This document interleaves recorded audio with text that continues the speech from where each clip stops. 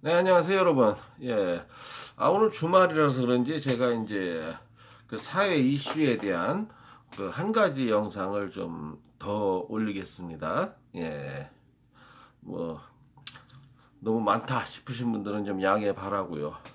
오늘은 제가 다른 말이 아니고, 기독교를 좀 비하하는 말로, 개독교라고 하잖아요. 그래서 오늘은 좀 개독교에 대해서 한번 제 나름대로의 생각을 한번 여러분 앞에 전달하는 시간을 가져보고 싶어요.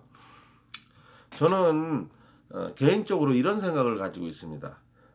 저도 개인적으로는 그 개신교 신자예요. 개신교 신자고 뭐 이렇게 모범적인 생활을 하고 있지는 않습니다. 뭐 그러면서도 뭐 술도 먹고 담배도 피고 그러나 술도 먹고 담배도 피지만은 하나님을 부정하거나 이제 그러지는 않습니다. 저 나름대로 이제 제가 개신교 신자라고 생각을 하고 있고 요즘 유행하는 말로 가나안 성도예요.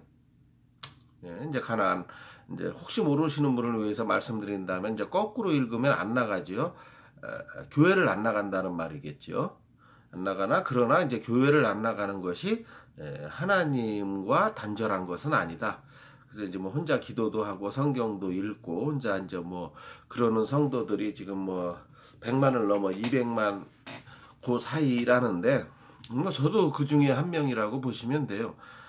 그러고 이제 그러니까 이제 그 분명히 교회를 안 나간다고 해서 기독교 신자가 아닌 건 아니거든요. 예. 그래서 이제 그런 입장이고요. 제가 서 있는 거는. 그래서 오늘 한번 드리고 싶은 말씀은 왜 이렇게 세상에서 이렇게 사람들이 기독교라고 안 하고 개독교라고 하는지 또 그 기독교라는 거에 대한 그 분명한 입장을 말씀드리자면은 이게 뭐 정확히 말씀드리면 기독교가 아니고 이제 개신교를 개독교라고 하는 거죠. 혹시 모르시는 분을 위해서 잠깐 설명드리자면 기독교라는 거는 굉장히 광범위해요. 예를 들어서 뭐냐면 우리가 알고 있는 뭐 장로교, 침례교, 감리교 뭐 이런 거를 기독교라고 알고 있는데 대부분 사람들이 그러나 이제 그 기독교의 범주에는 천주교가 들어가요. 그리고 뭐 동방교회, 서방교회 뭐 있잖아요. 뭐 러시아 정교회 이게 전부 기독교로 들어와요. 그래서 기독교는 굉장히 포괄적인 개념입니다. 그런데 여기에 뭐 같은 하나님을 믿는다지만 그 유대인들 있죠, 이스라엘. 이 사람들 유대교요. 이건 기독교의 범주에서 포함시켜 주질 않아요. 그리고 또 이제 이슬람교에서 말하는 알라도 결국 그들이 말하는 알라는 하나님이란 뜻이거든요. 아브라함의 조상. 그래서 이제 그 하나님을 섬기는데 같은 하나님을 섬겨도 어떤 거는 기독교 범주에 받아들이고 어떤 거는 기독교 범주에 받아들이질 않아요. 그 구분법의 가장 명확한 기준점은 삼위일체설이에요. 천주교 신자들이 뭐 이러잖아요. 이게 천주 성부 성자 성령을 나타내는 거예요. 저 개신교도 마찬가지입니다. 성부 성자 성령을 삼위일체를 믿는 거예요. 세 분의 하나님을. 그 세 분의 하나님이 하나다. 그래서 세 분의 하나님을 하나로 믿는 거고, 가령 이제 기독교의 종주국이라고 할 수 있는 이제 유대교 같은 경우는 그러니까 개신교나 천주교에서 말하는 성부 하나님만을 그러니까 유일신 사상이죠. 신은 하나지 무슨 뭐 성부 성자 성령으로 해서 뭐 줄줄이 사탕처럼 이렇게 하나님이 여러분이 아니다. 그 이슬람교도 마찬가지고요. 이런 유일신 사상을 갖고 있는 이렇게 해서 이제 같은 하나님을 믿는 종교 내에서도 이렇게 두 양갈래로 크게 갈라진다는 거죠. 이것이 삼위일체를 믿느냐 안 믿느냐. 이제 좀 더 구체적으로 말씀드리면 예수를 믿느냐 안 믿느냐. 예를 들어서 유대교가나 이슬람교 같은 경우는 예수를 안 믿어요. 예수가 실존 인물이 아니라는 게 아니고 예수라는 인물은 있었지만 예수는 신이 아니다라고 생각하는 게 유대교나 이슬람교 쪽 입장이에요. 예, 나머지 또 성삼위일체라고 성부, 성자, 성령을 세 분을 동시에 믿는 게 이제 일종의 뭐 기독교라고 보면 되죠. 이제 광범위 의미에 이제 그동에 이제 하나가 이제 개독 예, 개독교. 예, 이렇게 말씀하시니까. 자, 이제 뭐 아시다시피 500년 전에 루터가 종교 개혁으로 인해서 그 다음에 또 이제 루터의 종교 개혁만으로는 부족한 면이 많다. 하지만 왜냐하면 이제 루터는 이제 신부였기 때문에 그 천주교의 그 양식을 많이 그대로 남겼거든요. 근데 천주교의 양식을 좀 이렇게 다 떨궈버려야 된다 해서 나온 사람이 이제 켈빈이에요. 잔 켈빈. 그러나 이제 잔 켈빈은 또 이제 하나님의 사업도 했지만은 또 악덕한 행위도 많이 저질렀죠. 지가 무슨 예정론이라는 걸 만들어서 예정론을 믿지 않는 사람은 뭐 강제로 쳐 죽이고 하는 그런 악덕을 행했지요. 이 악덕을 보도 못한 또 요한 웨슬리가 말도 안 된다. 무슨 하나님이 인간의 구원을 다 예정해 놓고 예정된 자만 구원을 받고 이런 건 말도 안 된다 해서 요한 웨슬리가 또 독립을 해서 만든 게 또 이제 그것이 감리교가 됐고요. 또 이제 감리교도 뭐 북감리니 북침례인가 그러니까 감리교도 이제 극장에 가면은 뭐 1등석이 있고 3등석이 있고 2등석이 있지 않습니까? 뭐 이런 식으로 예배 시간에 미국 감리교에서 또 좌석을 팔았어요. 목사로부터 가까운 자리는 1등석이라고 해서 이제 이렇게 좌석을 비싸게 팔아먹는 또 뭐 이런 걸 또 개혁한다 잘못됐다고 해서 이제 돈 없는 놈은 저 뒤에 3등석으로 가고 또 뭐 이런 걸 개혁해야 된다고 해서 또 나온 게 또 성결교 뭐 이런 식으로 그리고 침례교는 제가 잘 모르겠습니다. 예, 뭐 모든 종단을 제가 다 아는 건 아니고요. 뭐 이렇게 해서 이제 개독교가 그래요. 개독교라고 인정하겠습니다. 요즘의 모습이 참 개독교 모습이죠. 개신교의 모습이. 그렇게 해서 이제 이렇게 줄줄이 무슨 이렇게 치마가 쫙 퍼지는 것처럼 이렇게 치마 모양이 이렇게 퍼지는 치마 모양 있잖아요. 그런 치마 모양처럼 교단이 주르륵 분열된 게 이게 바로 개독교 개신교의 모습이에요. 이거 인정합니다. 이거 잘못된 거예요. 인정합니다. 그리고 또 오늘도 지금 제가 이 말씀을 드리고 있는 이 순간에도 어디서 또 교단이 하나 생기고 있어요. 참 잘못된 거죠. 천주교가 하나로 단일화가 돼 있지 않습니까? 교황이라는 절대자를 두고 그 밑으로 뭐 주교니 뭐니 해서 예전에 돌아가신 김수환 추기경님이나 뭐 이런 식으로 해서 각 나라별로 무슨 추기경이 있고 한 모양인데 어쨌든 간에 그들에게 있어서는 하나의 뜻이 그대로 전달된다는 거죠. 하나로 뭉칠 수 있다는 힘이 생기는 거죠. 대신 개신교는 워낙에 분열이 돼 있는 상태이기 때문에 뜻이 하나로 모여지지가 않아요. 이게 개신교의 큰 문제점이죠.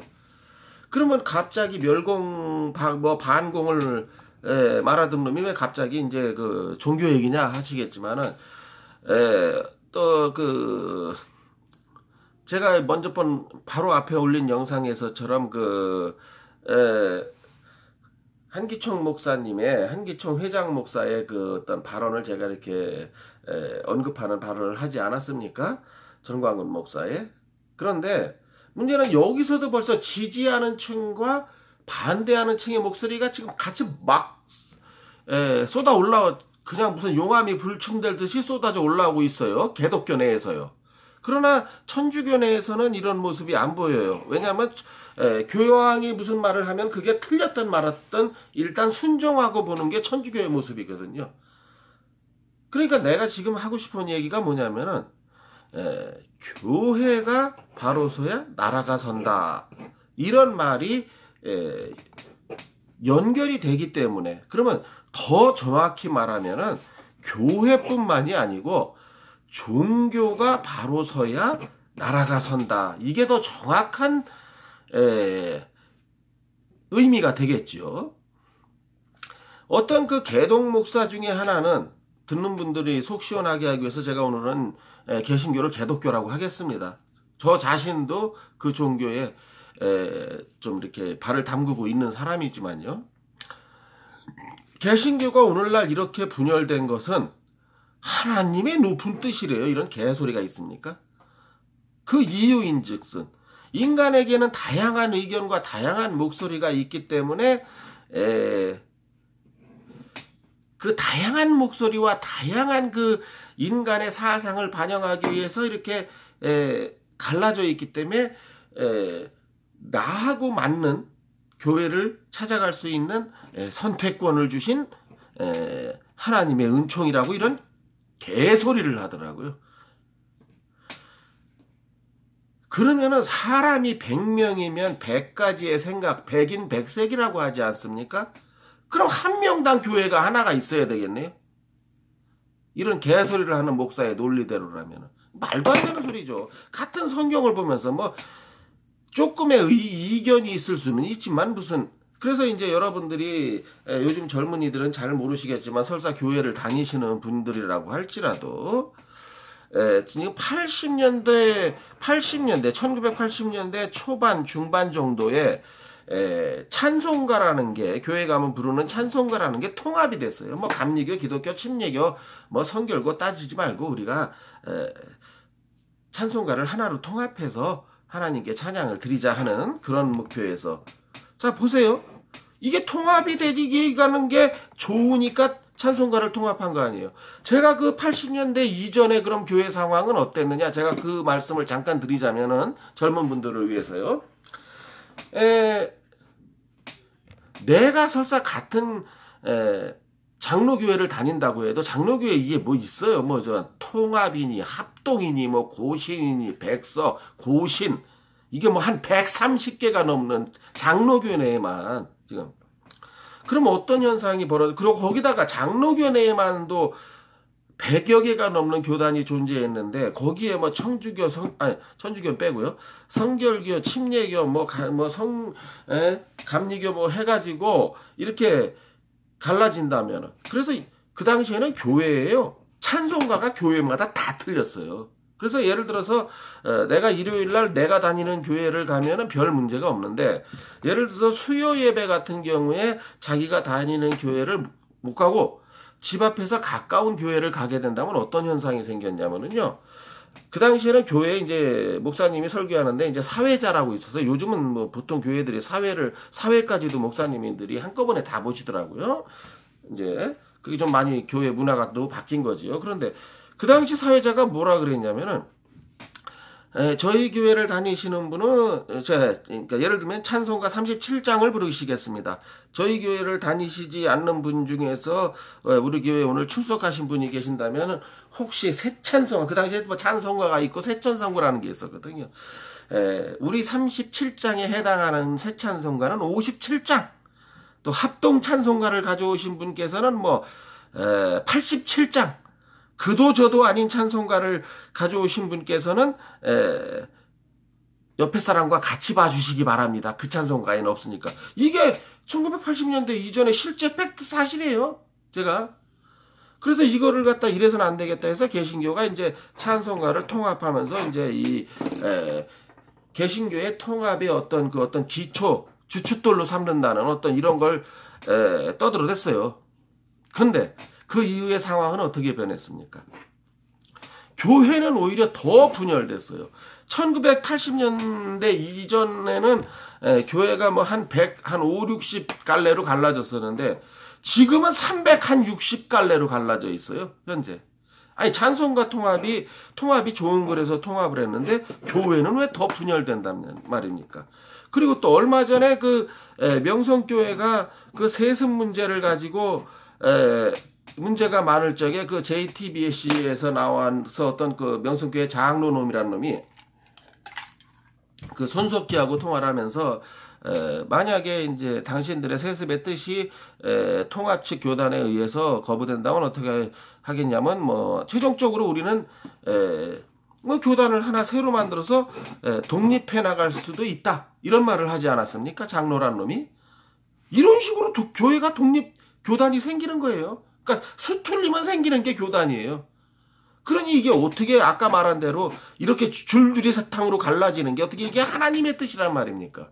그리고 세습이라는 게 잘못된 건 뭐냐면 여러분들도 이제 상식적으로 잘 아시겠지만 교회는 사유재산이 아니지 않습니까?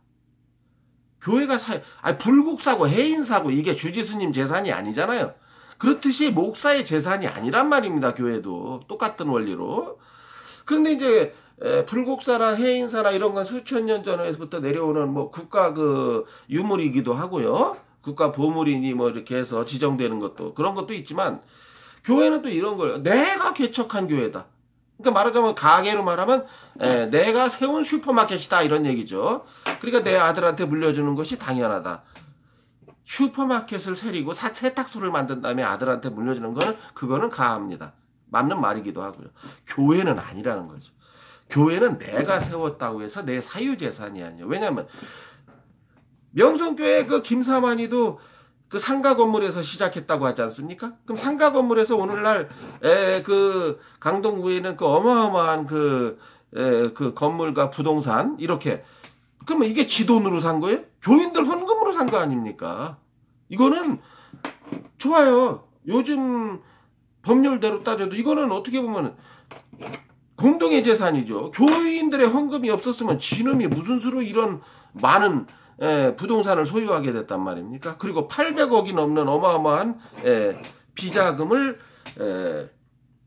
만들어 놓게 되고 그러니까 여기서 세습을 할 수밖에 없는 이유는 이 바로 엄청난 비리의 비자금이 관여돼 있다는 거죠. 왜냐하면 제3의 목사를 담임 목사로 청빙했을 경우 이게 다 드러나지 않습니까? 이걸 감추기 위한 가장 좋은 방법이 뭘까요? 자기 아들한테 물려주는 간혹가다 아들이 없는 목사놈은 또 사위를 멀쩡하게 회사 다니는 사위를 회사를 그만두게 하고 신학대학을 보내서 목사 안수를 받게 해서 자기 교회를 사회에게 물려주는 이런 또 기가 막힌 사태까지 벌어지지 않았습니까? 그래서 이 세습 자체도 말이 안 되거니와 이런 사유화도 말이 안 되고요. 이런 그 비자금 같은 걸 숨기기 위해서 세습을 하는 건데 또 한편에서 이제 이런 말을 하는 개독들이 있어요. 개독교인들이 성경책에 세습을 하라 하지 말라 그런 말이 없으니까 세습을 하는 걸 무조건 그르다고 단지할 수는 없다. 또 이렇게 말하는 목사도 있고 이렇게 말하는 개독들이 또 상당수가 있어요. 그래서 저는 거기에 또 이렇게 반론을 제기합니다. 무슨 얘기냐면은 성경책이 없으니까 답이 없다. 이건 우매해도 보통 우매한 소리가 아닙니다. 무슨 얘기냐? 성경책에 분명히요. 마약하지 말라는 말이 없어요. 성경책에 마약하지 말라는 말이 없다고 해서 마약을 막 해도 될까요? 마약을 막 하면서 난 기독교인이지만 마약 막 한다. 성경책에 어디 마약하지 말라는 말이 있느냐? 나는 하나님 앞에서 한 점 부끄러움이 없다. 이렇게 말한다면 이건 정신병자지요. 왜냐? 인간에게는 상식이라는 게 있습니다. 아니 성경의 10계명에 보면 도둑질하지 말라는 말이 있어요. 간음하지 말고 강도짓하지 말고 뭐 이런 여러 가지 말이 있는데 나는 교회에서 말하는 10계명이라는 거를 한 번도 본 적이 없기 때문에 나는 도둑질이 나쁜지 몰랐다 라고 말하는 건 말이 안 됩니다. 왜? 아니 그럼 불교에서는 뭐 도둑질을 장려한단 말입니까? 그 뭐 허구한 날 테러 일으키는 이슬람교에서도 도둑질하라고 장려 안 해요. 뭐 손가락을 잘라버리라 그러잖아요. 도둑하는 놈은. 그리고 일반 우리 국민윤리 교과에서도 도둑질을 하지 말라고 그러고 심지어는 도둑질을 하다가 전과 10범이 된 도둑전과 10범도 자기 자식한테는 도둑질을 하지 말라고 가리키는 게 이게 부정이고 모정이라는 겁니다. 그리고 우리가 기본적으로 생각할 수 있는 상식이 있잖아요. 그러니까 성경책에 세습이란 말이 안 나와서 세습은 합법적일 수도 있다라고 하는 거는 이건 정말 개독이고 개새끼들이 하는 말이죠. 그런 것까지 말을 한다면 제가 그거는 개목사라고 해도 된다고 제가 단언코 말씀드립니다. 그래서 이렇게 교회가 이렇게 기독교보다는 개독교 쪽으로 가깝게, 특히 개신교가요, 이렇게 가는 거에 대해서 참 안타깝게 생각합니다. 그러니까 개독교가 이렇게 막 300수십 개, 아마 한 10년 지나면 한 600개 이상으로 갈라질 거로 보여요. 한국에서만, 뭐 전 세계적으로 따질 거 없고요. 전 세계적으로 따진다면 이미 수천 갈래가 넘었을 거라고 생각하고요. 누가 내본 통계는, 이게 통계를 어떻게 내니까 지금 말하고 있는 순간에도 교단이 늘어나고 있는데, 그래서 백인 백색의 목소리를 내는 개독교와 그래도 틀렸던 맞았던 한 목소리를 내는 천주교회와의 큰 차이점은 뭐냐면, 어떤 현안이 생겼을 적에 공식 입장 표명이 없다는 거예요. 무슨 말씀이냐면은, 예를 들어서 이제 재밌는 얘기를 들리자면은, 이 교황한테도 기자들이 재밌는 질문을 했어요. 외계인이 없느냐 있느냐라는 질문에 교황이 외계인이 100% 없다라는 그런 거, 있을 수도 있다는 가능성을 열어놓는 기자회견을 했어요. 그러면 이제 이게 천주교의 교황이 한 기자회견은 천주교의 공식 입장이 되는 거예요. 그런데 이게 옳고 그른 거는 차지하고요. 개독교는 이런 입장에 대해서 말을 못해요. 왜 그러냐면은, 아무리 단일 규모로 큰 교회 담임 목사가 이 부분에 대해서 입장을 냈더라도 또 옆에 있는 교회 목사가 나는 반대해, 그건 개독교 입장 아니야, 이러면은, 그러니까 어떤 공식 입장 하나도 내지 못하는 게 개독교예요. 어떤 사안에 대해서. 그러니까 독재를 찬성해야 되느냐 반대해야 되느냐, 기독교의 입장이 뭐냐 그러면 공식 입장이 없어요. 개독교는. 왜? 옆에 있는 교회 목사가 반대하면 그만이거든요. 이렇게 개독교가 빛과, 종교는 사회의 빛과 소금의 역할을 해야 되는데, 특히 기독교의 교리예요. 빛과 소금이 되라는 것. 이거는 빛과 소금은커녕 사회를 더 혼란시키고 있다는 말이죠. 지금 현재 360개가 넘는 교단이 갈라져 있다면은 360개의 목소리가 나오는 게 아니고요, 36,000교의 목소리가 나와요. 왠지 아세요? 그 교단에 소속돼 있다고 해서 그 밑에 소속된 개교의 목사들이 교단의 뜻을 100% 따르는 줄 아십니까? 절대 아니에요. 따르는 것도 있지만 안 따르는 게 있기 때문에, 360개의 교단이 한국에 존재한다면 개독교에서는 36,000개가 넘는 다양한 개소리가 나와요. 스피커를 통해서. 그러면서 뭐 천주교를 이단이니 뭐니, 뭐 가끔 한국에 교황이 오면 그 지랄 같은 목사들이 가서 뭐 사탄아 물러가라 하고 소리 지르지 않습니까? 제가 볼 땐 그렇게 소리 지르는 놈이 사탄 같아요. 사탕이 아니고 사탄이요. 예. 여러분들이, 그래서 제가 오늘날 제가 말씀드린 대로 기독교가 바로 서야 나라가 바로 선다, 이것도 좋은 말이지만은 더 의미적으로 말씀드리면, 종교가 바로 서야 나라가 바로 선다. 종교가 아무래도 뭐 도둑질하고 사람 패고 뭐 이런 걸 가리키는 집단이 아니지 않습니까? 아무리 나쁜 종교 집단도. 그래서 이렇게, 그런데 오늘날 대한민국 사회의 종교는 그런 빛과 소금의 역할을 하지 못하고 있는 게 현실이고, 가장 큰 문제는 그 종교가 바른 생활을 하지 못하는 모습에 가장 앞장서고 있는 종교를 대라고 하면, 이게 저도 인정하겠습니다. 불교나 천주교보다 개독교라는 사실을 제가 인정하겠습니다. 그리고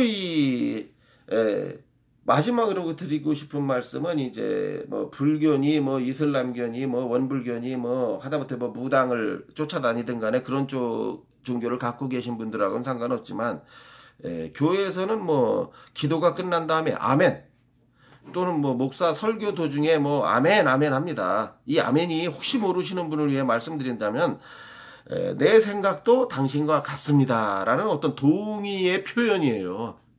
그래서 목사가 설교를 할 때 신도가 아멘 하면 목사님 설교 내용에 저도 동의합니다, 이런 뜻입니다. 아멘이. 근데 이 아멘이 남발되고 있어요.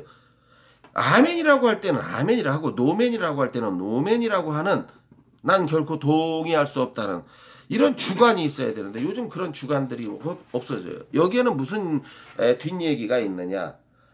지금 어느 순간부터 목사와 하나님이 동등 관계가 돼버렸어요. 교회 내에서. 그러니까 이게 무슨 말씀이냐면은 목사의 뜻에 거역을 하면 뭐 지옥을 갈지 모른다는 이런 지옥 신드롬에 상당히 많은 그 개독교인들이 빠져 있어요. 그래서 목사에게 충성하는 것이 곧 하나님에게 충성한다는 그 잘못된 사고방식을 갖고 있는 개독교인들이 상당수라는 거죠. 상당수죠. 그리고 또 그걸 은근히 설교에 인용을 하는 게 또 개독 목사들이에요. 뭐 자기들이 하나님한테 선택받은 종이라는 둥, 하나님의 종한테 잘못되면 뭐 지옥의 나락으로 떨어진다는 둥. 그래서 이제 뭐 요즘 뭐 헌금도 제대로 안 하면은 그 하나님의 분노를 불러일으킨다. 예? 11조를 안 바치면은 뭐 하나님의 돈을 띄어먹는 거다. 하나님이 돈벌레입니까? 천국에 은행이 있단 말이에요. 그런 거 아니거든. 이거 개독 목사들이 하는 다 개소리예요. 제가 언제 11조 이런 걸 한번 제가 정리해서 말씀드리겠습니다. 절대 11조 같은 건 안 하셔도 되는 헌금이에요. 제가 나중에 한번 말씀드리겠습니다. 성경적으로 말입니다. 예. 그래서 종교가 바로 서야 나라가 바로 서고 또 그런 지금 더 심각한 건 이런 그 종교에까지 제가 그저께 영상에서도 올렸습니다만 기독교 교회 내에서도 김정은 찬양 집회가 열리는 이런 한심한 꼴을 제가 말씀드린 바가 있지 않습니까? 그 명동에 있는 향림교회예요. 그러면 이게 향림교회 하나의 문제냐? 그게 아니라는 거죠. 이게 나뭇가지가 뻗어나가시듯이 방치해두면 이제 어느 순간 10년 뒤에는 대한민국 교회의 절반에서 북한 정권을 찬양하는 집회를 열게 될지 누가 한단 말입니까? 그래서 두루두루 참 걱정되는 마음에서 오늘 제가 정리한 바를 한번 말씀드리는 거고요. 혹시 여기 기독교인들께서 보신다면 여러분들도 성경 공부를 하셔서 아시겠지만은 절대로 무슨 뭐 11조 헌금을 안 했다고 해서 하나님이 노한다거나 무슨 목사의 뜻을 거역했다고 해서 지옥의 나락으로 떨어진다거나 이런 지옥 신드롬에서는 벗어나 주시기 바랍니다. 제가 이 부분에 대해서는 다시 한번 정리드리고, 자, 기독교와 천주교 뭐 불교 이런 걸 떠나서 종교가 정말 종교다워야 나라가 바로 선다. 오늘의 결론은 바로 이것이고, 그 중에 가장 부패한 기독교의 모습을 제 스스로 저도 몸담고 있는 종단이다 보니까 그 교단이다 보니까 제 스스로 먼저 짚어보는 시간을 가져봤습니다.